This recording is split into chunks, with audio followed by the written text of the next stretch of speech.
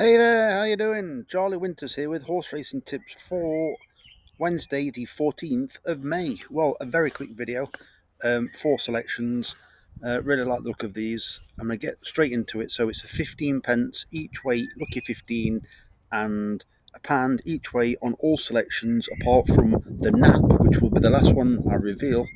And I think I've had 250 each way on that one. So, the first selection is Green Pursuit. By the way, I've placed this on Bet365. The odds for the nap are much bigger than it's currently 16 to 1 on Bet365, whereas it's only 11 to 1 on Sky Bet, and that's too stingy.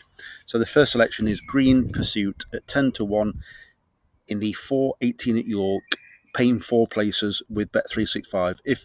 If you normally take SP, you're best off with Sky Bet.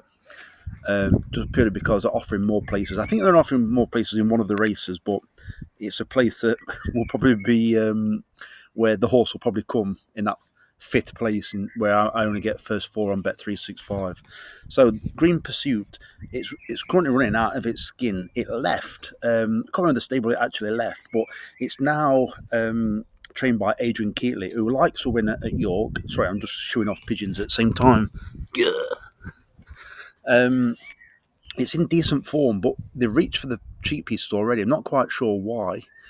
It is progressing at a rate of knots. Interesting, they've gone for the cheap pieces. Not quite sure why. I believe it ran at Ripon last time. Ripon's a funny course, a bit undulating.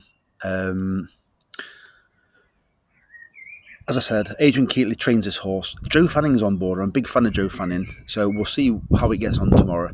Not quite sure how they'll ride it, but I do think it's got a genuine chance. It's a horse that comes there in decent form, and the fact that it's still progressing, and also they've reached for cheap pieces, I find interesting. Maybe they're happy with its progression, but still think there's a lot more to come, and it's holding a bit back for itself. I don't know. We'll find out tomorrow.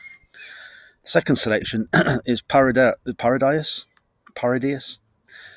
at 11 to 1 in the 10 past 2 at York. A little bit concerned about the ground, but I'm a bit of a fan of Alan King when he's got these flat horses. He tends to do quite well at Ascot. Well, obviously this is York, but he can get one ready for some decent prize money. And I think it's 30 odd grand to the winner. It's run at York before, okay in the past. As I said, it has got some form on slower ground, but it has ran on quicker ground in the past. Alan King is one of those trainers that if he thinks the ground is too quick, he won't run it. So worst case scenario, I think you'll have a non-runner rather than a horse running poorly because of the ground. The third selection is Corker. This is a very interesting one. It's not the nap, but Corker. It loves York. It likes a fast pace. They're paying first 5 at Bet365, and like I said, it's Corker at 20 to 1 in the 2.42 at York. I do believe they'll come down the middle, but they've been watering.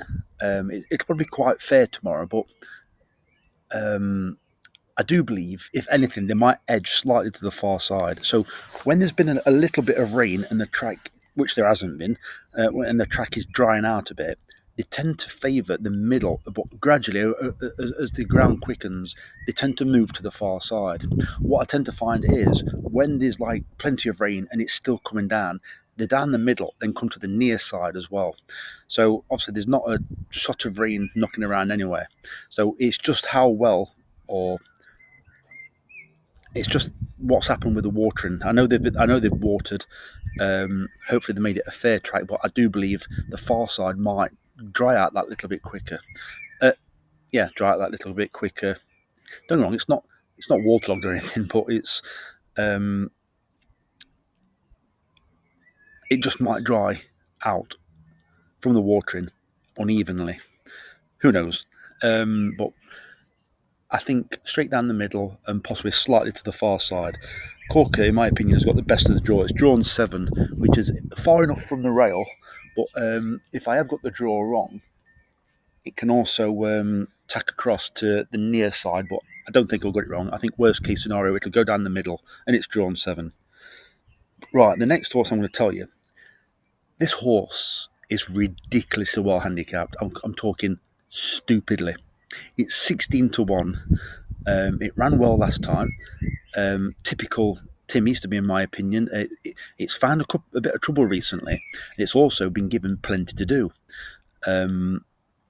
This horse ran in a race 2 years ago at this track on this particular day over 1 mile and 2 when Mahaba the champion won. Mahaba the champion is in the first race over either a mile and 2 or a mile and 4. Well, this is later on during the day. This is later on during the day. And that day, this selection that I'm about to show you was rated 102. That was 2 years ago. It's not even been running that bad. It's just been dropping down the handicap because it's not quite been filling the places. This horse is Masala at 16-1 in the 5.25 at York. This horse, I believe, it's now rated, I think it's 68 or 66. So in 2 years, it's dropped like 34 pound. That's absolutely crazy. It's not like it's finishing last, tailed off all the time. It's actually, I won't say unlucky. It's like you can see what they've been doing with it. Where sometimes they'll race it prominently, other times it'll be unlucky. Well, not. I keep mentioning the word unlucky. It's not unlucky. Met trouble, given too much to do. This sounds like a typical Tim Easterby lining one up for York, where there's plenty of decent prize money. If this horse is held up, which I expect it to, I think is a really good job.